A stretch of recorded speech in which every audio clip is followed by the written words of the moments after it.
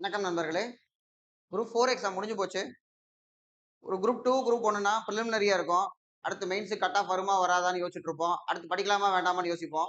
Group 4க்கு அப்படி option இல்ல. முடிஞ்சு போச்சு அவ்வளவுதான். அடுத்த கட்ட வேலையை நம்ம பார்க்க ஆரம்பிச்சிடணும். இன்னைக்கு நைட்டு தூக்கம் வராது.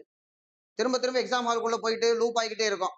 திரும்பவும் அந்த நம்ம ஷேர் பண்ற மாதிரி அந்த கேள்வி திரும்ப படிக்கிற மாதிரி கஷ்டமா தான் இருக்கும். காலையில நாளைக்கு நல்லா தூங்கலாம்னு நினைப்பேன். ஆனா தூக்கம் வராது. அதான் எதார்த்தம். ஏன்னா நம்ம ஸ்கூல்ல இருந்தே பார்த்துருக்கிறோம். 10th பப்ளிக் முடிஞ்ச உடனே நல்லா தூங்கலாம்னு நினைப்போம். பரீட்சை முடிஞ்சதுக்கு அடுத்த நாள் கண்டிப்பா தூக்கம் வராது. அதே மாதிரி தான் இந்த குரூப் 4 எக்ஸாமும். ஸோ ஒரு நாள் கேப் எடுத்துக்கோங்க. நாளைக்கு ஒரு நாள் விட்டுருங்க. திங்கட்கிழமையிலேருந்து திரும்ப புக் எடுத்துருங்க. குரூப் 2 படிப்போம் நம்ம. தமிழ் கொஸ்டின் கஷ்டமா இருந்தது. எல்லாத்துக்குமே தான். ஒரு சிலருக்கு மட்டும் இல்ல. எல்லாருக்குமே அந்த கொஸ்டின் வந்து கஷ்டமான ஒண்ணு தான். இப்போ கட் ஆஃப் வந்து குறையும். இதே மாதிரி ஜெனரல் இங்கிலீஷ் நமக்கு வந்து ஈஸியா கேட்டு குரூப் 2ல அந்த மாதிரி பண்ணாங்கன்னா ரொம்ப கஷ்டம். டிஎன்பிஎஸ்சி அப்படி கேட்க மாட்டாங்கன்னு நம்புறோம். ஏன்னா இந்த இந்த பேட்டர்ன் மாத்துறதுக்கு நம்ம என்ன காரணம்? நம்ம நிறைய தமிழ் படிக்கிறோம். புது புக்கு படிக்கணும், பழைய புக்கு படிக்கணும், சிறப்பு தமிழ் படிக்கணும். இலக்கியம் மட்டுமே 65 கேள்விக்கு மேல கிட்டத்தட்ட ஜிஎஸ் படிக்கிற மாதிரியே தமிழ் படிச்சுட்டு இருந்தோம். 30, 35 கேள்வி தான் இலக்கணம். ஆனா இங்கிலீஷ்ல நிறைய கிராமர் ஈஸியா இருந்தது. அதனால நமக்கு 85 கிராமரா கேட்கறேன்னு சொல்லிட்டு இது கிராமரா எங்க படிக்கிறதுனே தெரியலையே. கேள்வியை பார்த்து நிறைய பேருக்கு விடவெடுத்து போச்சு. அப்போ இது எல்லாத்துக்குமே அப்படித்தான் இருக்கு. நம்மனால இதுக்கு ஒரு பிளான் போட்டு அப்ரோச் பண்ண முடியுமானா ட்ரை பண்ணுவோம் நம்ம. நான் நல்ல வேலை ஒரு 10 நாளைக்கு முன்னாடியே நான் வந்து பொது தமிழுக்கு ஏதாவது பண்ணுவோமான்னு நினைச்சேன். நல்ல வேலை பண்ணல. பண்ணியிருந்தாலும் அதை கேட்டிருப்பாங்களான்னு தெரியாது. ஸோ இப்போ நம்ம ஜிஎஸ் பொறுத்த வரைக்கும் நிறைய கேள்வி. இந்த ஜார்னல்ஸ் கூட கடைசியா நம்ம போட்ட ஷார்ட்ஸ் அதே மாதிரி தான். ஸ்பேஸ் மிஷன் ஒன்று பார்த்தோம். அதுல இருந்து ஒரு கேள்வி. அப்புறம் ரிவிஷன் நம்ம பண்ணதுலயும் நிறைய கேள்வி வந்துச்சு. நம்ம ஒரு ஸ்டோரி பேஸ்டா ஒரு கேள்வியை வச்சுட்டு சுத்தி சுத்தி பேசும்பொழுது அதுக்குள்ள இருந்து தான் ஒரு கேள்வி வருது. அது எப்படின்னா நமக்கு கேஜிஎஃப்ல ஒரு டைலாக் வரும்ல, 10 பேர் அடிச்சு நான் டான் ஆகல, நான் அடிச்ச 10 பேருமே டான் தான் அப்படிங்கிற மாதிரி நிறைய சொல்லி அதுல இருந்து 1, 2 கேள்வி கேட்கறது வேற. நம்ம சொன்னதே கொஞ்சம் தான் அதுவும் கேள்வியா கேட்கறாங்கன்னா அந்த மாதிரி ஒரு வைப் இருந்தது. இன்னும் சிலது பார்த்தோம்னா நிறைய பண்ண மாதிரி தான். அதுக்கு யூ கேன் வின்னு ஒரு புக் இருக்கு, சிவகரா உன்னால முடியும் அப்படின்னு சொல்லி மோட்டிவேஷன் புக். அது அதுல சொல்லுவாரு, கொஞ்சம் தங்கம் எடுக்கணும்னா, ஒரு அவுன்ஸ் தங்கத்தை எடுக்கணும்னா 2 லோடு மண்ணை வெளியேற்றணும். இப்போ எனக்கு தங்கம் மட்டும் தான் வேணும்னா வேற வழி இல்லை, நீ 2 லோடு மண்ணை எடுத்து வீசினேன்னா தான் தங்கம் கிடைக்கும். அதே மாதிரி தான் ஒரு கேள்வி கரெக்டா பண்றதுக்கு ஏகப்பட்ட கேள்வியை நம்ம வந்து படிச்சுக்கிட்டே இருக்க வேண்டியது இருக்கு. அந்த மாதிரி தான் நம்ம ப்ரிப்பரேஷன். நாம நம்ம கண்ணு முன்னாடி இருக்கக்கூடிய சமச்சீர் புக்கை நம்ம படிச்சுதான் ஆகணும். அதை படிக்காம நம்ம அடுத்து என்ன பண்றது நமக்கு கிடையாது. ஸோ அப்போ நம்ம ப்ரிப்பரேஷனை பொறுத்த வரைக்கும் நாம திரும்பவும் சமச்சீர் புக்கு மேல நம்பிக்கை வச்சு அதை படிப்போம். ப்ரீவியஸ் இயர் கொஸ்டினை நல்லா பார்ப்போம். மேற்கொண்டு அடுத்த ஸ்டெப் எப்படி வைக்கிறதுங்கிறத நம்ம பார்த்துடலாம். இதுல இந்த கொஸ்டின்ஸ் ஒரு 50 கேள்விக்கு மேல நம்முடைய வெர்ஷன்ல ஸ்டோரிக்குள்ள இருக்கிற மாதிரி இருக்கிறத நம்ம ஆன்சர் மார்க் பண்ணி வச்சிருக்கேன். அதை நம்ம பார்ப்போம். நியூ இந்தியா பார்த்தோம்னா 100% பிளஸ் வந்து பிபின் சந்திரா இருக்காங்க. லாஸ்ட் ஷார்ட்லயே நம்ம பார்த்திருந்தோம். பாரதியார் கண்டிப்பா வரமாட்டாரு. தேசபக்த நவசக்தி ரெண்டுமே திருவிக்கா கூடாது, வாவேசு கிடையாது. அப்ப நமக்கு ஃபர்ஸ்ட் ஒன்னு தப்பு, செகண்ட் ஒன்னு தப்பு, 3 and 4 நவசக்தி அவரோட தான். ஹிந்து சுதேசமித்ரன் ஜி சுப்பிரமணியம் அவரோடது. இப்ப 3, 4 கரெக்ட். அடுத்த கேள்வி பாருங்க. காங்கிரஸ் கட்சி 1923 சென்னையில் நடந்த தேர்தலை புறக்கணித்தது. எஸ். ஒத்துழையாமை இயக்கம் அது முடிஞ்சதுக்கு அப்புறமா வந்து பார்த்தோம்னா காந்தி ஜெயில பிடிச்சு போட்டாங்க. 24ல தான் தலை வெளியே வந்தாரு. வெளியே வந்தோடனே பெல்காம் காங்கிரஸ் மாநாடுக்கு அவர் தலைவர் மகாத்மா காந்தி. இப்பதான் வந்து பார்த்தோம்னா ஜனவரி 1ஆம் தேதி சிஆர் தாஸ் முதலாளியர் 2 பேரும் சுயராட்சி கட்சி ஆரம்பிக்கிறாங்க.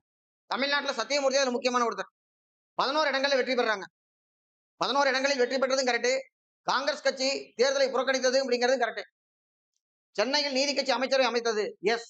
26ல தான் சுயேட்சை சுப்ராயில் அமைச்சர் பி சுப்ராயன். சுப்ராயில் கிடையாது, சுப்ராயிலு 1920. 26 சுப்ராயன் அமைச்சரவை. காமராஜர் பார்த்தோம்னா அவர் சின்ன பையன் அப்பதான் சேர்றாரு. அவர் வந்து இயக்கத்தை வழி நடத்தினார் அப்படின்னா தப்பு. அப்ப ராஜகோபாலாச்சாரி முக்கியமான பர்சன். 1920ல எல்லாம் பார்த்தோம்னா ராஜகோபாலாச்சாரி பிராமணண்டா இருக்கார், பெரியார் இருக்கார் உள்ள. சோ அப்ப காமராஜர் தப்பு அப்படிங்கிறது பிளாட்டன். அதை அடிச்சா ஆன்சர் வந்துடும். அடுத்து ரவீந்திரநாத் தாகூர் அங்க நைட் வுட் இங்க சர்பட்டம் நைட் வுட் படத்தை திறந்தார். எதுக்கு? ஜாலியன் வாலாபாக் படுகொலைக்கு. இந்த கேள்வியை பார்க்கும் போதெல்லாம் எனக்கு இன்னமும் இந்த கேள்வி நீங்க விடலையா? நான் படிக்கும் ஒரு 15 வருஷமா இந்த கேள்வி கேட்டுட்டே இருக்காங்க. ஒரு எக்ஸாம் போய் அடுத்த எக்ஸாம்ல இந்த கேள்வி வந்துடும். எதுக்காக அவர் திறக்கிறாரு? ஜாலியன் வாலாபாக் படுகொலைக்காக. ஏப்ரல் 13, 19, 19. இதை எப்படி எல்லாம் கேட்பாங்கன்னா, ஜாலியன் வாலாபாக் படுகொலைக்காக கீழ்காணும் யார் வந்து நைட் உட்பட்ட வேணாம்னு சொன்னாரு? ரவீந்திரநாத் தாகூர் ஆப்ஷன் இருக்கும். ரவீந்திரநாத் தாகூர் எதற்காக அப்படின்னு இருக்கும். இந்த கேள்வியவே மறு வச்சு மாறு வேஷத்துல கேட்டுட்டே இருப்பாங்க. அப்ப இதுல ரெண்டுமே சரி, சரியான விளக்கம். அடுத்த கேள்வி. இந்த கேள்வி பார்த்தோம்னா நமக்கு நான் ஷார்ட்ஸ் லாங் வீடியோல இருந்து நிறைய கேள்வி வந்துச்சு. அது இல்லாம டெஸ்ட் சீரிஸ்ல இருந்து கொஸ்டின் வந்திருக்கு. இந்த கேள்வி டெஸ்ட் சீரிஸ்ல. அப்புறம் வந்து போஸ்ட் போடுவோம். ஃபிளையர் ஏதாவது வச்சு விடுவோம். அந்த மாதிரி இருக்கிறதுல இந்த கேள்வி வச்சிருந்தோம். தென்னிந்திய பிரபலங்கள் சவுத் இன் செலிபிரிட்டிஸ் என்ற நூல் கே.எம். பாலசுப்ரமணியன் சி. நடேச முதலியாரை வந்து மகாத்மா காந்தின்னு ஒப்பிட்டு எழுதினார். அவர் தான் வந்து பார்த்தோம்னா நடேச முதலியாரை நீதி கட்சியின் இதயமாக திகழ்ந்தார் அப்படின்னு சொல்றாங்க. ஏன்னா இரு துருவங்களாக செயல்பட்ட நம்ம இன்னும் 2 பேர் இருப்பாங்க. டி.எம். நாயர் இருப்பாரு. ஒரு முதலியார் வந்துட்டாரு. அதுக்கப்புறம் வந்து பார்த்தோம்னா செட்டியார் ஒருவர். அவங்க 2 பேத்தையும் ஒன்னா இணைக்கிறவரு. அவர் தான் வந்து பார்த்தோம்னா நடேச முதலியார். அப்ப அவர் தான் இதயமாக திகழ்ந்தார். அப்ப இது வந்து 2மே சரியான ஒண்ணு. சரியான விளக்கமாகும்.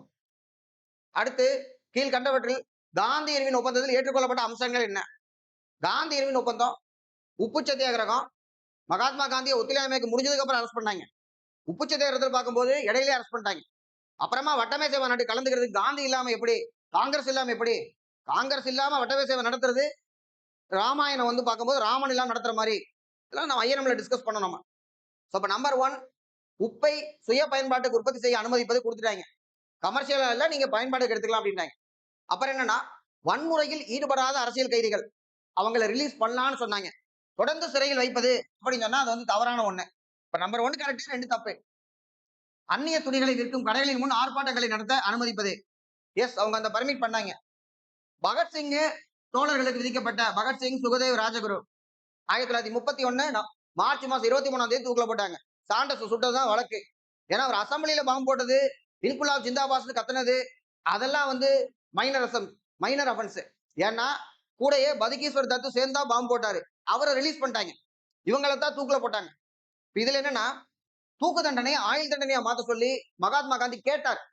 கொடுக்க மாட்டேன்னு பிரிட்டிஷ் சொல்லிட்டாங்க. காந்தியடிகள் ஒத்துக்கல.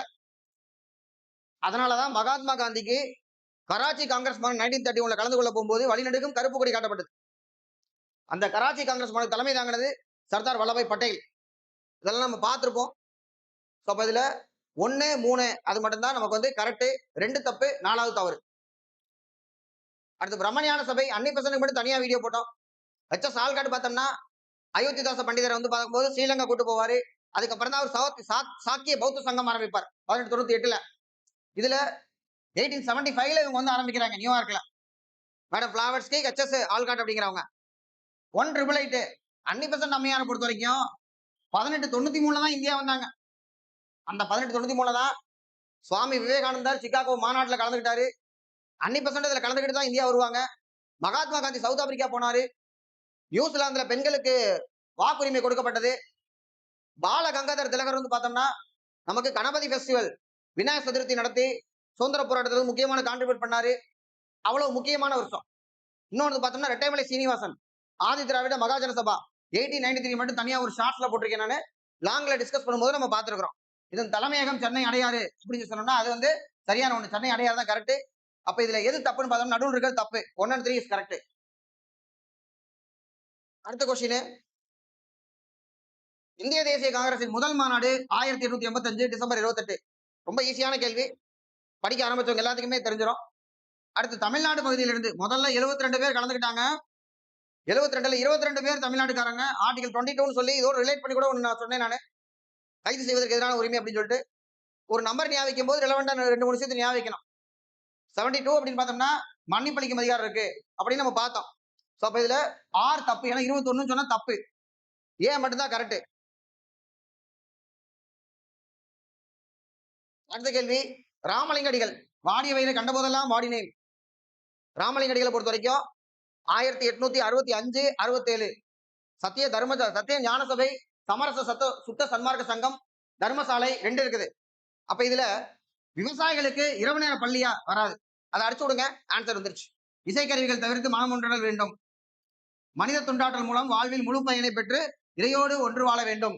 அருட்பெருஞ்சோதி தனிப்பெருங்கருணை அக்டோபர் 5ஆம் தேதி அருட்பெருஞ்சோதி தினம் சொல்லி நம்ம முக்கியமான தினங்களே நம்ம பார்த்திருந்தோம். அக்டோபர் 5. அடுத்த கேள்வி, இதுக்கு வந்து பார்த்தோம்னா நம்ம லாங் வீடியோல இதை வந்து ஒரு ஆப்ஷனை வச்சு டிஸ்கஸ் பண்ணேன். நான் ஷார்ட்ஸ்லையும் போட்டிருக்கோம். எந்தெந்த டிஸ்ட்ரிக்ட் அப்படிங்கிறது என்னென்ன கிடைச்சதுன்னு தனியா பார்த்திருக்கோம். குரூப் 1ல பார்த்தோம்னா நமக்கு சங்கு வலைகள் வந்து வெம்பாக்கோட்டை விருதுநகர்ல கிடைச்சது அப்படின்னாங்க. கீழடியில வந்து பார்த்தோம்னா உரைக்கிணறு கிடை இதெல்லாம் நம்ம இருந்தது. இதுல ரொம்ப சிம்பிள். ஏற்கனவே கேட்டதான் நமக்கு அழகன்குளம், ராமநாதபுரம், வசவசமுத்திரம் பசவசுந்தரம் பார்த்தோம்னா காஞ்சிபுரம், கொடுமணல் ஈரோடு, கீழடி சிவகங்கை பல தடவை கேட்டது. 8 கேள்வி கேட்டிருக்காங்க. நான் ஒரு ஷார்ட்ஸ் வேற போட்டேன். சரியா? அப்ப வந்து ஈஸியான கேள்வி தான் ஆப்ஷன் டி இதுல. அடுத்தது மதுரையில் பார்வை மில் தொழிலாளர்கள் 19, 18 பிபி வாடியா. அதுக்கப்புறம் நமக்கு வந்து பார்க்கும்போது திருவிக்கா, மே தினம் கண்ட சிங்கார வல்லனார், மெட்ராஸ் லேபர் யூனியன் வந்து 1918 ஒரு முக்கியமான ஒரு ஃபேக்ட் அது. ஸோ இப்போ இதுல 1 கரெக்ட், 2 கரெக்ட். வரதராஜலு தொழிலாளர் ஆதரவு பேச்சு அதுவும் கரெக்ட் தான்.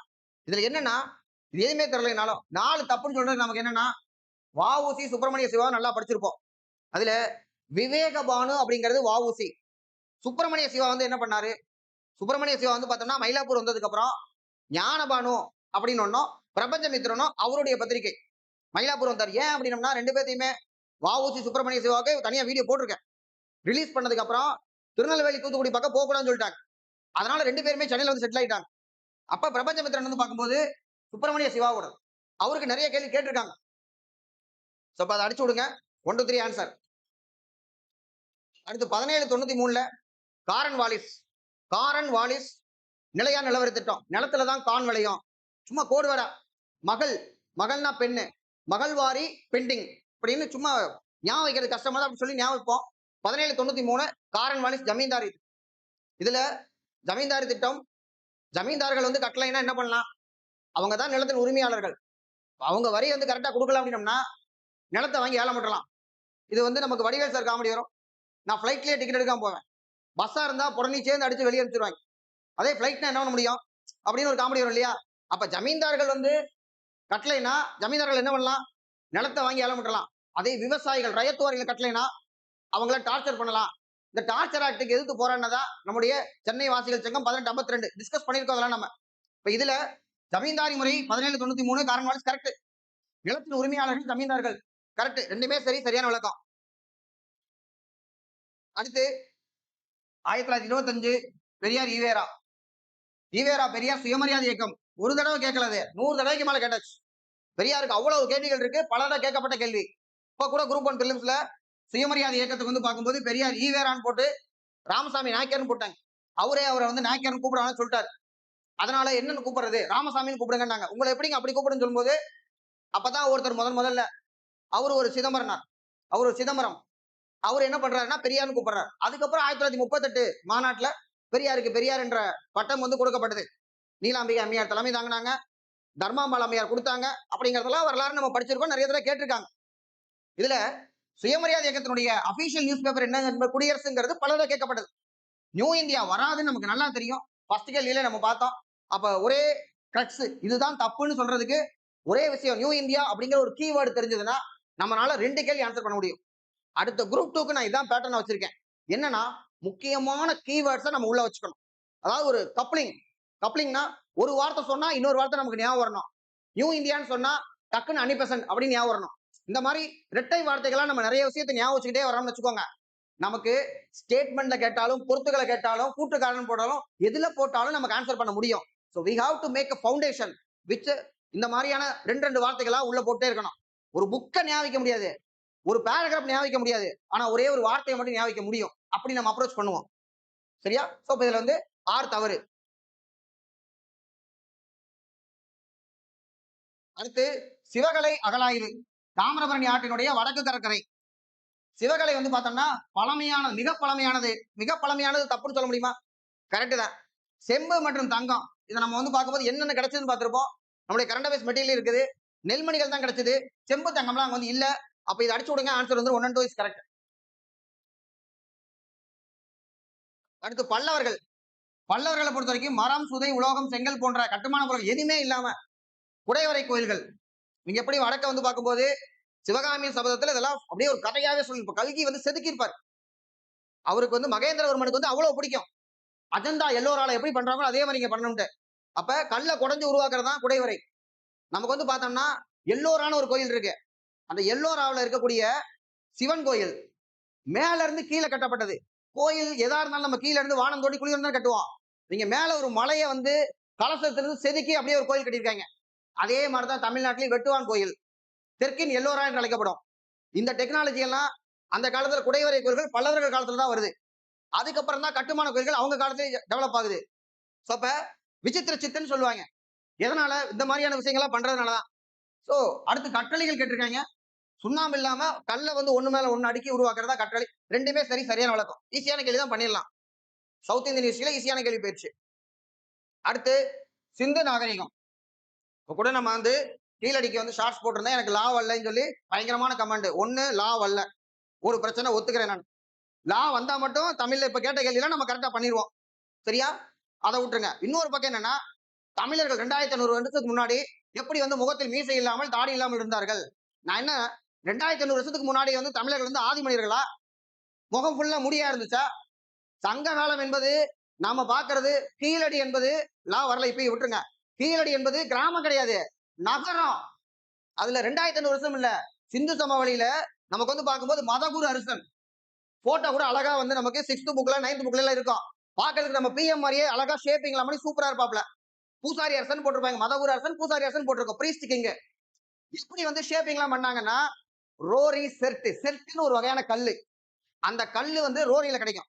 அதுலதான் வந்து ஷேப்பிங் பண்றாங்க. அது மட்டும் இல்ல, இவங்களுக்கு கத்தி செய்யறது கஷ்டமா? அதுல கமெண்ட்ல போடுறாங்க, சலூன் இருந்துச்சா, கத்தி இருந்ததா? எப்பா வெங்கலத்துல சிலை செஞ்சிருக்காங்க. வெங்கலம்னா 2 உலோகத்தை உருக்கி உருவாக்கப்படுறது ஒரு உலோக கலவை.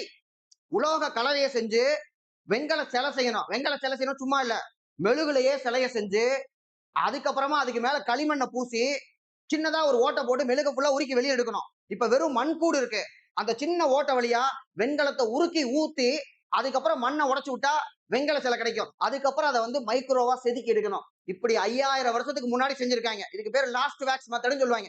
புக்ல இருக்கு இதெல்லாம், நம்ம புக்ல. இதை பார்த்து சர்ஜான் மார்ஷல் நம்பவே முடியல. ஏன்னா 5000 இயர்ஸ்க்கு முன்னாடி இவங்க எப்பறம் அதை பண்ணாங்க அப்படின்னு ஆச்சரியப்பட்டிருக்காங்க. இதுல எங்கிட்ட என்னன்னா, சலூன் கடை இருந்ததா, நீங்க எப்படி சேவ் பண்ணாங்க, தமிழர்களுக்கு வந்து மீசை இல்லையா, தாடி இல்லையா அப்படின்னு அப்படியே தமிழ் உணர்வு கொதிக்குது. சரியா? சோ இப்ப கேள்விக்கு வருவோம். 11th புக்லயே இருக்கு. சிந்து சமவெளியில ஈஸியான கேள்வி பார்த்தா தொட்டு கும்பிடணும். இங்க இருந்துடா அப்ப கேக்குறாங்க அப்படிங்கிற மாதிரி இருக்கும். அதுல இது புக்லயே இருக்கு. 1940களில் மார்ட்டிமர் வீலர் ஹரப்பா பகுதியில் அகலாய்வு செய்தார். முக்கியமான ஒரு மார்ட்டிமர் வீலரை பொறுத்த வரைக்கும் நமக்கு வீலுனா மேடு அரிக்கமேடு அகலாய்வு பண்ணாரு. பட் இவர் வந்து பார்த்தோம்னா ஏஎஸ்சியோட சேர்மனா இருந்திருக்காரு during the time of second world war 1944ல. முக்கியமான பங்களிப்பாட்டி இருக்காரு. இவர் காலத்துலதான் அது பீக்கு போயிருக்கு. தோம் சர்ஜான் மார்ஷல் தொடங்கி வச்சாலும் இவரோட காலத்துல தான் பீக்கு போயிருக்கு. அப்புறம் அப்ப இது வந்து தவறான ஒண்ணு 1920 சொன்னா, பிகாஸ் இட் இஸ் 40s. தெளிவா புக்ல இருக்கு, இதை அடிச்சு விடுங்க. இன்னொன்னு பாருங்க, பிராகிருத கல்வெட்டுகள். அங்க எங்க கல்வெட்டுகள்? நம்ம சிஎம் சார் சொல்லியிருக்கிறாரு, $1 மில்லியன். $1 மில்லியன் கிட்டத்தட்ட 8.5 கோடி ரூபாய். ஒரே ப்ராஜெக்ட், ஒரு சிங்கிள் ப்ராஜெக்ட். $1 மில்லியன். சிந்து சமவெளி எழுத்துக்களை நீங்க படிச்சு சொல்லிட்டீங்கன்னா போதும். அப்படி ஒரு அனௌன்ஸ்மெண்ட் இருக்கு. அப்ப இப்ப கூட வந்து பார்த்தோம்னா சிந்துவெளி நூற்றாண்டு ஆண்டு நம்ம கொண்டாடணும் 1925 கண்டுபிடிச்சதுக்கு. சோ மெலுகா அப்படிங்கிறது பிராகிருத கல்வெட்டுகள்ல இல்ல, அது கியூனிஃபார்ம் பார்ல வெளிநாடுகள்ல இருக்கு அப்படின்னு தான் சொல்லியிருக்காங்க. அப்ப இதையும் அடிச்சு விட்டுருங்க. ஸ்ட்ரீட் லைட் கல்லுல தான் மதகுரு இருக்குகள் தெளிவா புக்ல இருக்கு. அப்ப நமக்கு எது ஆன்சர் பார்த்தோம்னா 2 and 4 இஸ் கரெக்ட். அடுத்து 1930 சென்னை சட்டமன்றத்தில் முத்துலட்சுமி அம்மையார் சென்னை மாகாணத்தில் இருந்து கோயில்களுக்கு பெண்கள் அர்ப்பணிக்கப்படுவதை தடுப்பது என்ற மசோதாவை அறிமுகப்படுத்தினார். இதுல போன தடவையுமே கடலூர் அஞ்சலை அம்மாள் பத்தி கேட்டாங்க. நாம ஒரு 25 பக்கம் படிச்சு அதுல இருந்து ஒரு கேள்வி வருது பெருசு இல்ல, 4 வரி படிச்சு அந்த 4 வரியில இருந்து கேள்வி வருது பெருசு. கவர்மெண்ட் ஆஃப் தமிழ்நாடு ஒரு பப்ளிகேஷன் கொடுத்திருக்காங்க, விடுதலை போராட்டத்தில் தமிழ்நாட்டின் பங்குட்டு. அதுல ஒரு சும்மா ஒரு 3-4 பக்கம் தான் இருக்குது. அதுல இருந்து ஒரு கேள்வி எடுத்து வைக்கிறாங்க. எனக்கு தெரியும் போனதா கேள்வி வந்த போதே அடுத்து ஒரு கேள்வி அந்த பக்கத்துல இருந்து வரும்ட்டு அந்த மாதிரி கேட்கறாங்க இதுல. ஆனா இது புக்லயே இருக்குது, அவ்வளவு கஷ்டமான கிடையாது. முத்துலட்சுமி ரெட்டி, மூவலூர் ராமாமிர்தம் அம்மையார் 2 பேருமே தேவதாசி ஒழிப்பு முக்கியமான காரணம். மசோதா கொண்டு வர்றாங்க 30, 47 தான் சட்டமாக மாறுகிறது. பொட்டு கட்டும் சடங்கு நடத்துவது சட்டத்திற்கு புறமானதை நான் அறிவித்தது, அதான் தேவதாசி சிஸ்டம். ரெண்டுமே சரி, சரியான விளக்கம். நமக்கு என்ன கேட்டாங்க, கடலூர் அஞ்சலை அம்மாளுக்கு குரூப் 1ல அஞ்சலை அம்மாளுக்கு அம்மா கண்ணு ஒரு பொண்ணு இருக்குது, 9 வயசு பொண்ணு, நீல் சிலை அகற்றும் போராட்டத்தை கலந்துக்கிச்சு, ஒன்னா சிறையில் அடிச்சாங்க நமக்கு தெரியும். ஆனா இவங்க கேட்டது என்ன, கடலூர் அஞ்சலை அம்மாள் சிறையில் இருக்கும் போது கர்ப்பமாக இருந்தார், கணவர் விடுதலை போராட்டத்தில் கலந்து கொள்வதை எதிர்த்தார். 2 ஸ்டேட்மெண்ட் நமக்கு என்னன்னா, 2 பேர் சேர்ந்துதான் ஜெயில இருந்திருக்காங்க. அவருமே விடுதலை போராட்டத்தில் வீரராக இருந்திருக்காரு. இன்னொன்னு, இந்த குழந்தை பிரெக்னண்டா இருக்கிறது பார்த்தோம்னா, அம்மா கண்ணு வந்து லீலாவதினு பேரை மாத்தி நம்ம மகாத்மா காந்தி கூட்டு போயிருவாரு. அதுக்கப்புறம் அவங்க கர்ப்பமா இருக்காங்க. சிறையில இருந்து பரோல் வாங்கிட்டு வந்து குழந்தை பிறந்ததுக்கு அப்புறம் 15 நாள்ல திரும்ப ஜெயிலுக்கு போறாங்க. அந்த மாதிரி ஒரு கஷ்டத்தை அனுபவிக்கிறாங்க. அந்த பையனுக்கு ஜெயில் வீரன் பேர் வைக்கிறாங்க. சரியா? சோ இதுல ரெண்டுமே சரி, சரியான விளக்கம்.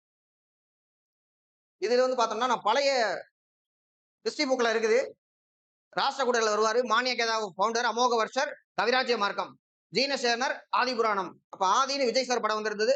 அதை வச்சு சும்மா வந்து ஏதோ ஞாபகம் வச்சிருந்த கோடுவாடு மறந்து போச்சு. குணபத்திரர். குணபத்திரர் வந்து பார்த்தோம்னா மகாபுராணம், பாணர், காதம்பரி.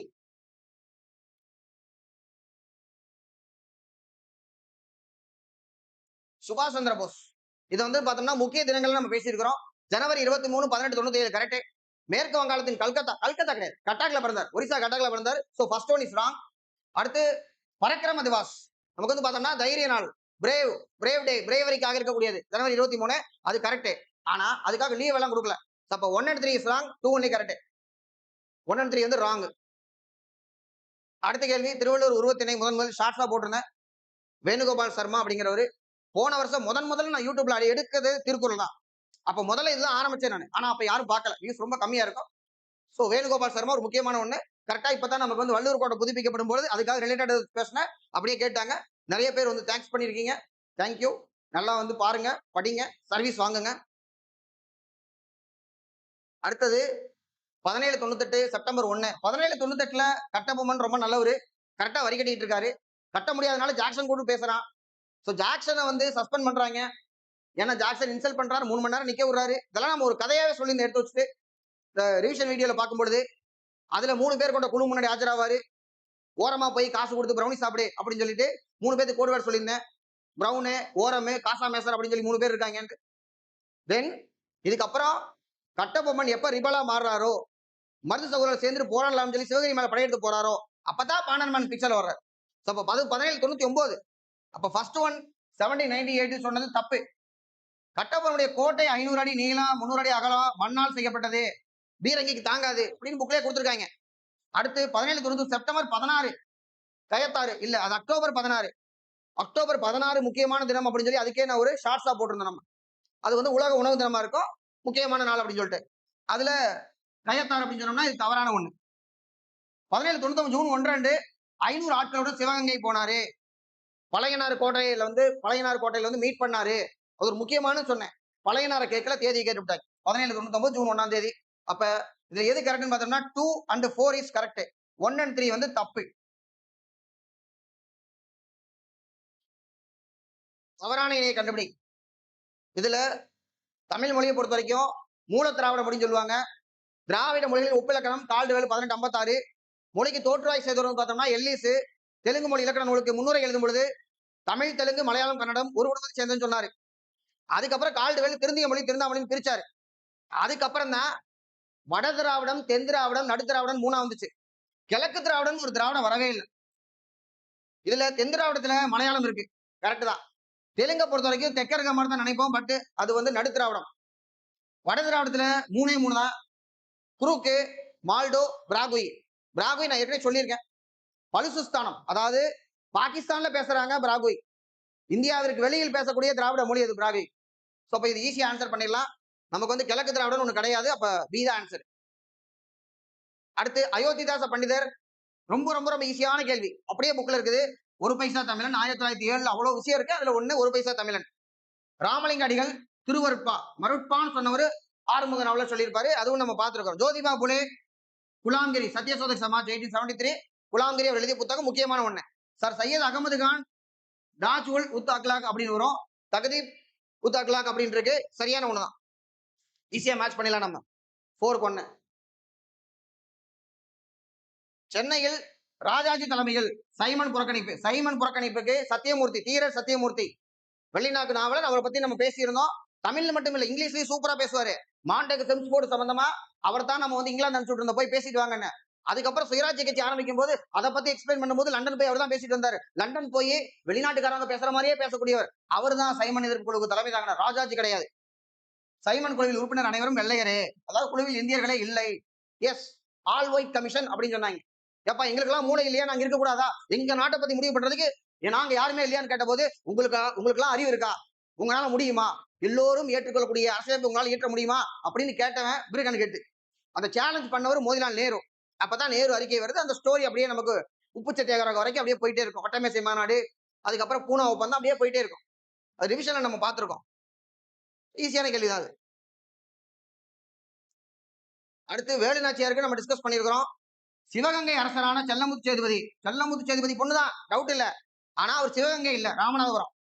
சிவகங்கை மன்னரான முத்துவடுகநாத பெரியவுடைய தேவர், அவருக்கு தான் கல்யாணம் பண்ணி கொடுத்தாங்க. அப்ப கல்யாணம் பண்ணி கொடுத்ததுதான் சிவகங்கை மன்னரே தவிர, பிறந்தது பார்த்தபோது ராமநாதபுரம் செல்லமுத்து சேதுபதி மகள். ஃபர்ஸ்ட் ஒண்ணு தப்பா போட்டாங்க. ஏற்கனவே இப்படிதான். இவர் வீரபாண்டிய கட்டபொம்மன் சகோதரி. ட்விஸ்ட் அப்படின்னு பாருங்க. வீரபாண்டிய கட்டபொம்மன் சகோதரியா இருந்ததுன்னா வேலு நாச்சியாருக்கு வந்து வில்வித்தை, சிலம்பம் எல்லாமே கத்து கொடுப்பாங்களா? ஆண் குழந்தை இல்லை அப்படிங்கறதுனாலதான் பெண்ணை ஆணாக வளர்த்திருக்காங்க. வேலு நாச்சியாரின் கணவர் நவாபின் படையில கொல்லப்பட்டதால் காளையர்கள் சண்டை, பாஞ்சோர். அதுக்கப்புறம் 8 வருஷம் அடைக்கால கோபால் நாயக்கர் விருப்பாட்சியில எல்லாம் பல தடவை கேட்டது. ஹைதர் அலியோட உதவி, 2ஆம் மைசூர் போர், 1780 சிவகங்கை மீட்கப்பட்டது. அதுக்கப்புறம் 16 வருஷம் கழிச்சு 1796 இறந்து போயிடுவாங்க. போன குரூப் 4க்கு முன்னாடி குரூப் 4ல எந்த வருஷம் பிறந்தாங்கன்னு கேட்டேன். 1730. இப்ப இறந்தது வந்து தப்பா கொடுத்துருக்காங்க. ஒரே சீக்வன்ஸ்ல தான் கொஸ்டின் வந்து ஃபார்ம் ஆகுது. சரியா? அப்ப இதுல எது சரி? 2 மட்டும் தான் சரி. அடுத்து இந்திய அரசியலமைப்பு உள்ளடக்கம் கூட்டாட்சி அரசியலமைப்பு ஆகும். கான்ஸ்டியூஷன் வந்துட்டோம். எஸ், இது ஒரு பெடரல் கான்ஸ்டியூஷன். இதுல பெடரல் கான்ஸ்டியூஷன்ல USA model, Canada model 2 model இருக்கு. நாம யூஎஸ்ஏ மாடல் எடுக்கல. ஏன்னா யூஎஸ்ஏ பொறுத்த வரைக்கும் 13 காலனி ஒன்னா சேர்ந்து அங்க வந்து உருவாயிருக்கு. அந்த மாதிரி கூட்டாட்சி என்னன்னா பல மாநிலங்கள் ஒன்னா சேர்ந்து ஒரு நாடு உருவாகுது. இந்தியாவை பொறுத்த வரைக்கும் ஒரு நாடு மாநிலமா பிரிஞ்சிருக்குது. அப்ப இங்க இருக்கக்கூடியது பார்த்தோம்னா அவங்களுக்கு இரட்டை குடியுரிமை, அமெரிக்க குடியுரிமைன்னு ஒண்ணு இருக்கும், வாஷிங்டன் குடியுரிமைன்னு ஒண்ணு இருக்கும். நமக்கு இந்திய குடியுரிமைன்னு ஒண்ணு மட்டும் தான் இருக்கு. தமிழ்நாடு குடியுரிமை, தமிழ் குடிமகன், கர்நாடக குடிமகன், ஆந்திரா குடிமகன் அப்படி கிடையாது. அப்ப நமக்கு இரட்டை குடியுரிமை வழங்கி உள்ளது சொன்னா தப்பு. ஈஸியா நமக்கு ஆன்சர் பண்ணிடலாம். கூற்று சரி, காரணம் தவறு. அடுத்து லோக்பால் லோக் ஆயுக்தா சட்டம் நடைமுறைக்கு வந்தது 2014. 13ல சட்டம் போடுறாங்க, 14 வந்து நடைமுறைக்கு வருது. தமிழ் செம்மொழி பார்த்தோம்னா அக்டோபர் 12 நல்லா தெரிஞ்சது. இப்ப கூட செம்மொழி வந்து புதுசா மொழிகளுக்கு வந்து பிராகிருதம், பாலி, அந்த பக்கம் மராத்தி, அசாமி, அப்புறம் வந்து பார்க்கும்போது இதுக்கெல்லாம் கொடுக்கும்பொழுது நமக்கு பெங்காலி இருக்கு. இதெல்லாம் கொடுக்கும்பொழுது நம்ம வந்து இதை பத்தி பார்த்துருக்கோம். ஷார்ட்ஸ் போட்டிருக்க செம்மொழி. அப்ப இது தப்புன்னு கன்ஃபார்மா தெரியும். இந்திய தேர்தல் ஆணையம் ஆர்டிகல் 324 ஷார்ட்ஸ்ல பார்த்தோம், லாங் வீடியோல பார்த்தோம். சரி. இந்திய தேசிய ஒருங்கிணைப்பு ஆணையம் பார்த்தோம்னா 1961 60 சொன்னா தப்பு. இப்ப 214 வந்து பார்த்தோம்னா நமக்கு ராங், தவறாக பொருத்தப்பட்டுள்ளது. அடுத்து குடியரசுத் தலைவர் உச்சநீதிமன்ற நீதிபதிகளை நியமனம் செய்கிறார். எஸ், அதுக்கு ரெக்கமெண்ட் பண்றது யாரு? கலோஜியம் சிஸ்டம். இப்ப கலோஜியம் தான் வரும். யாரை கலந்தாலோசிக்கிட்டு இருக்கு? உச்சநீதிமன்ற தலைமை நீதிபதி வந்து கலந்தாலோசிக்கிட்டு இருக்கு. அப்ப இது வந்து பார்த்தோம்னா சட்ட அமைச்சர் சொன்னா தவறான ஒண்ணு. அப்ப ஏ மட்டும் தான் கரெக்ட், ஆர் தவறு. அடுத்து வந்து பார்த்தோம்னா இதுல மாநிலங்கள்ல நிறைய கேட்டுட்டாங்க. இது ஈஸியான கேள்விதான். அந்தமான் நிக்கோபார் டின்னு போட்டா ஆன்சர் வந்துடும். அதுக்கு ஒன்னே ஒண்ணுதான் இருக்குது. ஏபிசிடி 4 குரூப் தான் இருந்தது. ஃபசல் அலி கமிஷன் வந்து நமக்கு 53ல அமைக்கப்பட்டு ஆந்திராவை வந்து பிரிச்சுட்டாங்க. 53ல ஃபசல் அலி கமிஷன் போட்டு ஃபசல் அலி ரெக்கமெண்டேஷன் படிதான் குரூப்பிங் எடுத்துட்டு மொழி அடிப்படையில் பிரிக்கப்பட்டது. அதுக்கு முன்னாடி வரைக்கும் இந்த ஏபிசிடி 4 குரூப் தான் இருந்தது. அடுத்து எலெக்ஷன் கமிஷன் மட்டும் தனியா பார்த்தோம். 2004ல வாக்குப்பதிவு இயந்திரம் பயன்படுத்தினாங்க, சரியான ஒண்ணு. 2003ல பயன்படுத்தல. இதுக்கு முதல்ல வந்து பார்த்தோம்னா கோவால தான் 99, அப்புறம் ராஜஸ்தான், மத்திய பிரதேச சில இடங்கள் வந்து 98 அப்படிதான் இருக்குது. ஸோ அப்ப இது ஒண்ணு வந்து தவறு. அப்ப நம்ம அப்படின்னு பார்த்தோம்னா நமக்கு ஆட்டோமேட்டிக் ஆன்சர் வந்து 213 வந்து கரெக்டா வந்துடும்.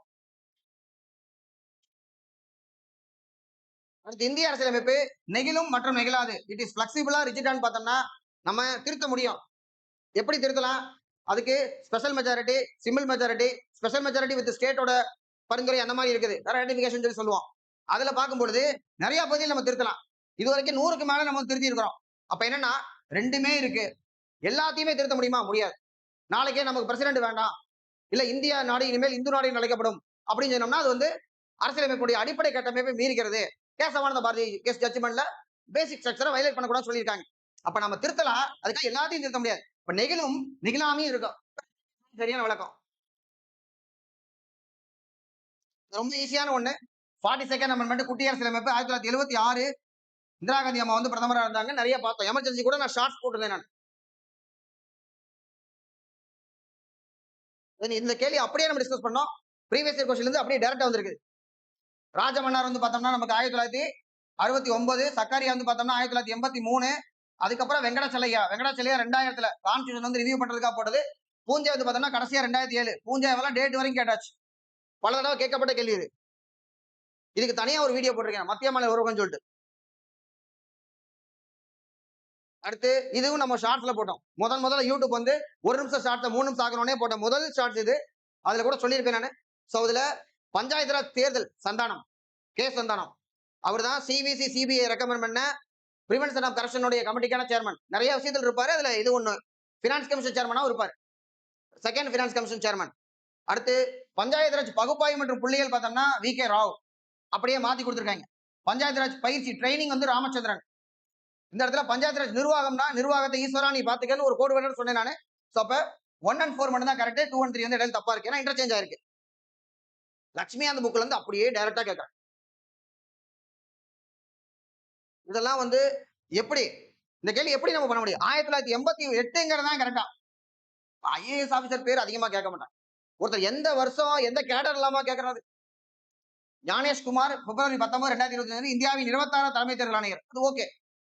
அடுத்து வந்து பார்க்கும்போது 1988ஆம் ஆண்டு கேரளா கேடர் நம்ம தெரிஞ்சிருக்கணுமா? இதான் ட்விஸ்ட் இதுல. கேரளால இருந்திருக்காருன்னா அப்ப நிறைய துறையை கையாண்டிருப்பார். இது வந்து சரி. அப்ப 1 and 3 வந்து இதுல வந்து கரெக்ட். Option B.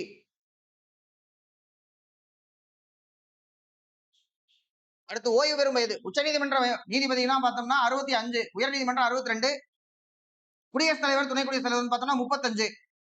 சரி. மேலவை ராஜ்யசபாக்கு வந்து பார்த்தோம்னா நமக்கு 30, கீழவை வந்து லோக்சபா பார்த்தோம்னா 25. அப்ப இதுவும் தப்பு இதுவும் தப்பு. என்ன சரின்னு கேட்கறாங்க. 2 மற்றும் 3 இடையில மட்டும் தான் சரியா இருக்கு. ஈஸி ஆன்சர் பண்ணிடலாம். சிம்பிள் கொஸ்டின் தான் அது. அடுத்து டிபிஎஸ்பில கேள்வி பாருங்க. Article 36 to 51. Yes correct. எங்க இருந்து எடுத்துட்டோம்? அயர்லாந்துல இருந்து எடுத்துட்டோம். ஐரிஷ், ஸ்பானிஷ், அவங்க ஸ்பெயின்ல இருந்து எடுத்துட்டாங்க. அப்ப இது தவறான ஒண்ணு.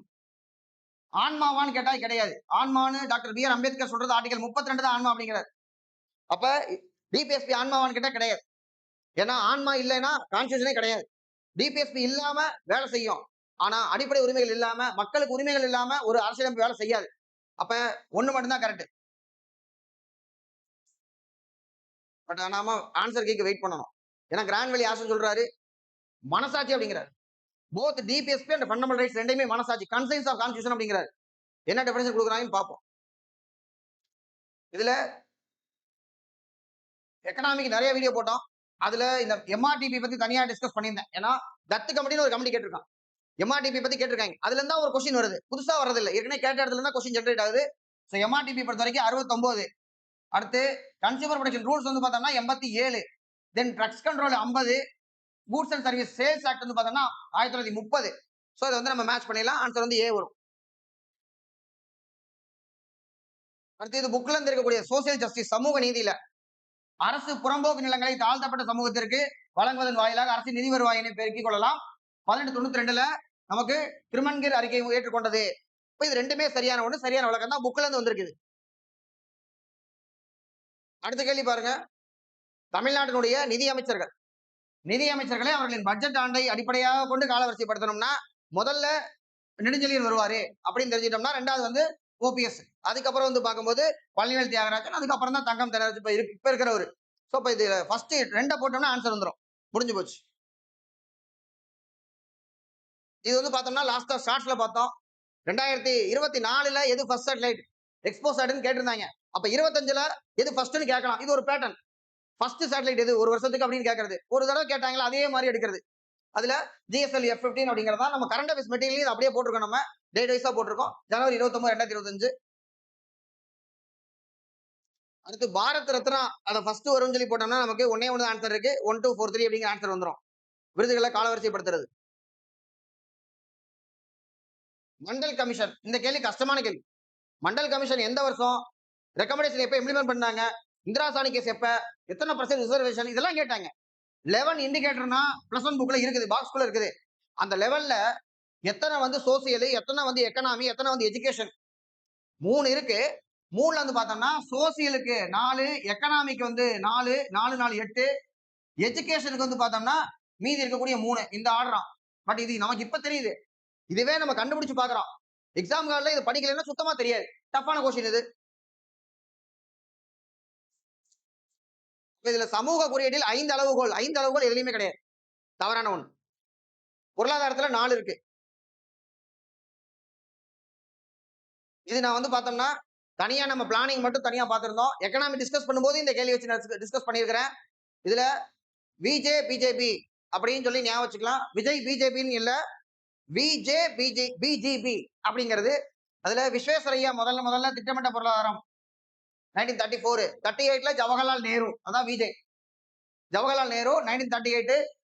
நமக்கு வந்து பார்த்தோம்னா காங்கிரஸ் மாநாடு திரிபுரியில ஹரிபுரி காங்கிரஸ் மாநாடு, நேதாஜி சுபாஷ் சந்திர போஸ் தலைமை. அப்பதான் நேஷனல் பிளானிங் கமிட்டி ஃபார்ம் பண்றாங்க. அதுக்கப்புறம் பாம்பே பிளான் 40, தென் காந்தியன் பிளான் 44, பீப்புள் பிளான் வந்து பார்த்தோம்னா 45, கடைசியா வந்து 50 வந்து பார்த்தோம்னா சர்வோதயா பிளான் ஜேபி. அப்ப இதுல Bombay plan 40 correct, Gandhian plan வந்து 44 ஸ்ரீமன் நாராயண் அகர்வால், பீப்புள் பிளான் வந்து பார்த்தோம்னா 45 எம்என் ராய், சர்வோதயா பிளான் வந்து பார்த்தோம்னா நமக்கு ஜேபி ஜெயபிரகாஷ் நாராயணன். ஸோ நிறைய தடவை பார்த்துருக்கோம், பல தடவை கேட்டிருக்காங்க, அது அப்படியே பிவைக்கு கட் பண்ணி வச்சிருக்காங்க.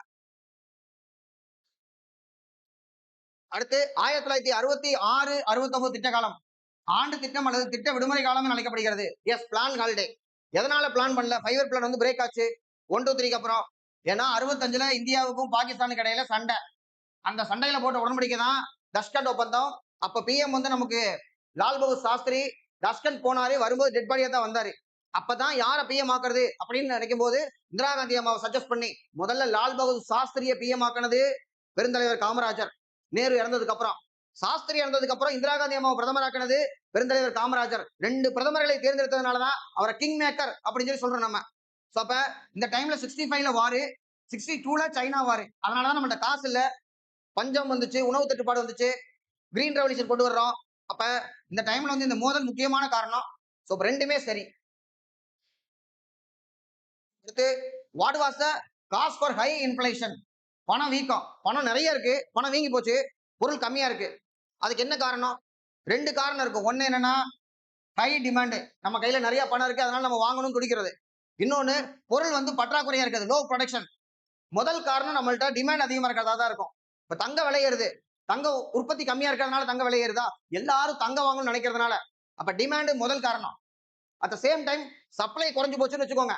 சப்ளை குறைஞ்சு போச்சுன்னா இப்போ உலகத்திலேயே 4 தேங்காய் தான் இருக்கு, எல்லாத்துக்கும் தேங்காய் சட்னி சாப்பிடணும்னு ஆசையா இருக்குன்னா அப்போ ஒரு தேங்காய் விலை 100 கோடி ரூபாய் கொடுத்து வாங்க கூட ரெடியா இருப்பாங்க. அதான் வந்து என்னன்னா சப்ளை இல்லைன்னா பொருளோட விலை அதிகமாயிரும். சோ பட் ஃபர்ஸ்ட் காரணம் வந்து ஹை டிமாண்ட் தான். தென் இது வந்து பார்த்தோம்னா நமக்கு லாஸ்டா ஸ்கீம்ஸ் வந்து பேசியிருந்தேன். கடைசியா வந்து பார்க்கும்போது ஒரு 2 3 நாள் இந்த வேலை தான் பார்த்தேன். கேட்பாங்களா இல்லையான்னு இதைத்தான் விடிய ஓட்டிட்டு இருந்தோமா அப்படின்னு பார்த்தேன். அதுல வந்து பார்க்கும்போது ஒரு ஸ்கீம் நமக்கு சோலார் ரூட் டாப் வந்து ஒரு கேள்வி கேட்டாங்க. அடுத்தது பார்க்கும்போது 2வது பாட்டுல இருந்து பார்க்கும்போது தேசிய ஊரக வாழ்வாதார இயக்கம் திட்டம். இதுக்கு நான் ரூரல் டெவலப்மெண்ட் ஸ்கீம்ஸ்னே தனியா போட்டிருக்கேன். இப்ப ரீசெண்டா பேசுறது நம்ம பார்த்திருக்கிறோம். 2016 11ல தேசிய ஊரக வாழ்வாதார national rural livelihood mission NRLM, Deen Dayal Antyodaya Yojana சொல்லி பேர் மாத்திருக்காங்க. அடுத்து ராஜீவ் ஆவாஸ் யோஜனா, இதை வந்து பார்க்கும்போது ராஜீவ்காந்தி பேர்ல நகர்ப்புறத்துல வீடு கட்டும் திட்டம் 2009, கிராமப்புறம் இந்திரா காந்தி பேர்ல. ஆனா பிஜேபி வந்ததுக்கு அப்புறம் பிரதான் மந்திரி அப்படின்னு பேரை மாத்திட்டாங்க. பாரத் நிர்மாண் யோஜனா 2005, தேசிய உணவு பாதுகாப்பு திட்டம். நம்ம அக்ரிகல்ச்சர் பார்க்கும்போது பார்த்தோம், எக்கனாமிக் ரிவிஷன்லையும் பார்த்தோம். 2013 என்டர்டைன்மெண்ட் கூட நமக்கு பார்த்தோம்னா கிராமப்புறத்துல 75%, நகர்ப்புறத்துல 50% சொல்லி பார்த்தோம் நம்ம. சோ அப்ப இதுல இது வந்து பார்க்கும்போது 2005, அதுக்கப்புறம் 9, அதுக்கப்புறம் 11. சோ அப்ப 3 to 1, கடைசியில வந்து 4 2013. எக்கனாமிக் புக்ல டைரக்டா இருக்கக்கூடியதான். தமிழ் கொஸ்டின், வெற்றிவேற்கை அதிவீரராம பாண்டியர், நன்னரி சிவபிரகாசர், திருவாசகத்தை வேதம் ஓதுங்கால். உங்களுக்கு அழுக வந்து நான் பார்த்ததில்ல யாரையுமே. வேதம் படிக்கிறாங்க, வேதம் ஓதுறாங்கன்னா அழுக வராது, சும்மா வந்து வேதம் ஓதுவாங்க. ஆனால் திருவாசகத்தை ஒரு கால் நீங்கள் ஓதுங்கால் கருங்கல் மனமும் நெக்குருகி அழுகிறவங்களை தவிர நான் பார்த்ததே இல்லை. அதைத்தான் திருவாசகத்தில் உருகார், உருவாசகத்தில் உருகார் அப்படிம்பாங்க. அது சொன்னவரு நன்னரி சிவபிரகாசர், துறைமங்கலம் சிவபிரகாசர். நீதிநெறி விளக்கம் குமரகுருபரர், செமையா இருக்கும். மெய்வருத்தம் பாரார், பசி நோக்கார், கந்துஞ்சார், எவ்வவர் தீமையும் கை கொள்ளார், செவ்வி அருமையும் பாரார், கருமமே கண்ணாயினார். எப்படி நம்ம இருக்கணும்? ஒரு வேலையில பசியை பார்க்க கூடாது, உடம்பு வருத்தத்தை பார்க்க கூடாது, எந்த டைவர்ஷன் நம்ம இருக்கவே கூடாது. ஒரு நம்ம என்ன வேலையில் எடுத்துட்டோமே கருமமே கண்ணாயினார் அப்படின்னு சொல்றாரு குமரகுருபரர். நல்வழி அவையார், கொன்றை வேந்தன், மூதுரை, நல்வழி அவையார் நமக்கு தெரியும். ஈஸியான கேள்விதான், மேட்ச் பண்ணிடலாம். அது காலநிலை நிலத்தோற்றம், எக்கனாமி லாஸ்ட் பார்ட்ல பாப்புலேஷன் பத்தி பேசியிருந்தோம். காலநிலை, கிளைமேட், நிலத்தோற்றம். ஒரு மலைப்பகுதினா மக்கள் தொகை கம்மியா இருக்கும். மண் மற்றும் இயற்கை வளங்கள் டெக்கான் பிளாட்டில என்ன இருக்குமோ அங்கதான் இருக்கும். டெசர்ட்ல வந்து பார்க்கும்போது பாலைவனத்துல ஒண்ணும் விளையாது. அப்ப மக்கள் பரவலுக்கு இதெல்லாமே முக்கியம் ஃபேக்டர்ஸ். அதே மாதிரி தான் பிறப்பு விகிதம், இறப்பு விகிதம் அதிகமா இருந்ததுன்னா, பிறப்பு அதிகமா இருந்தா மக்கள் தொகை அதிகமா இருக்கும். இறப்பு அதிகமா இருந்தா மக்கள் தொகை குறைவா இருக்கும். அப்ப ரெண்டுமே பாதிக்குதுதான். இங்க பாதிக்கவில்லைன்னு சொல்லியிருக்காங்க. ஆர் தவறு, ஏ மட்டும் சரி. அடுத்தது தமிழ்நாடு ஊழல் தடுப்பு மற்றும் கண்காணிப்பு துறை இயக்குநரகத்தின் இலவச அழைப்பு எண் அங்கங்க எழுதி போட்டிருப்பாங்க. ஊழல் குறித்த புகார்களுக்கு அழைக்கும் 1064 1965 அப்படிங்கிறதா. சோ அது முக்கியமான கேள்வியா போச்சு. அடுத்து ஜிஎஸ்டிக்கு வந்து பார்த்தோம்னா எக்கனாமிக் ரிவிஷன் பார்த்தோம் நம்ம. அது பார்த்தோம்னா மல்டி ஸ்டேஜ்ல இலக்கு அடிப்படையில் டெஸ்டினேஷன் பேஸ்டு டாக்ஸா இருக்கக்கூடியது. கரெக்ட். ஒரே வரி, ஒரே சந்தை, ஒரே நாடு. One tax, one market, one nation அப்படின்னு இருக்கக்கூடியது ரெண்டுமே சரியான விளக்கம். GST, VAT, IGST, CGST discuss பண்ணிருக்கிறோம் நம்ம. இந்த கேள்வி பார்த்துட்டோம். அடுத்து ஒரு இல்லம் தேடி கல்வி. லாஸ்டா நம்ம பார்த்தது ஸ்கீம்ஸ்ல இல்லம் தேடி கல்வி, விடியல் பயணம் ரெண்டுமே வந்திருக்கு. விடியல் பயணத்தை பொறுத்த வரைக்கும் முதல்ல வந்த உடனே மே மாசம் 8ஆம் தேதி 2021 ஆட்சிக்கு வந்தப்ப அதே மாதிரிதான் இல்லம் தேடி கல்வியும் நமக்கு வந்து பார்த்தோம்னா முதலியார் குப்பத்தில் ஆரம்பிச்சது.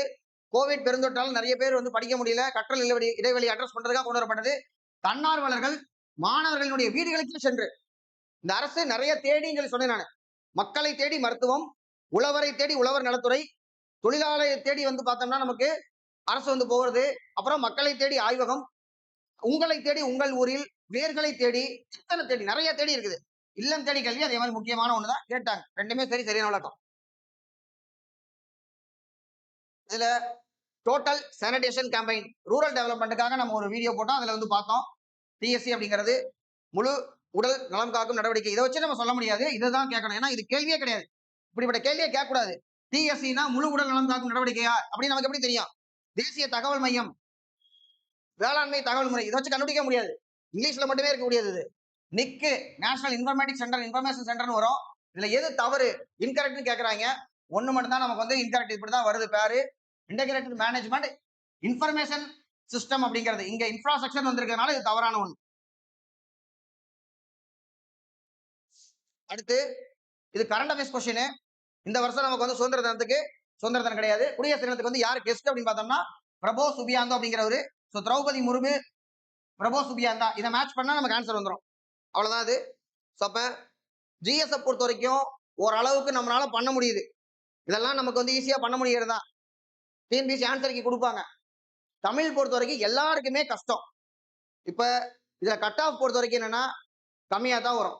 நம்ம இது கட் ஆஃப் பத்தி யோசிக்க வேணாம், முடிஞ்சு போச்சு. அதுக்காக இந்த கேள்வியை நம்ம வந்து என்ன பண்ணலாம், இதை வச்சுட்டு அடுத்தடுத்து நம்ம எப்படி படிக்கலாம்னு திரும்ப படிங்க. பேசிக்கா நல்ல கீவேர்ட்ஸை உள்ள வச்சுட்டு படிக்க விடாம படிச்சுட்டே இருங்க. வேலையில போய் ஜாயின் பண்ண வரைக்கும் நம்ம படிக்கணும்.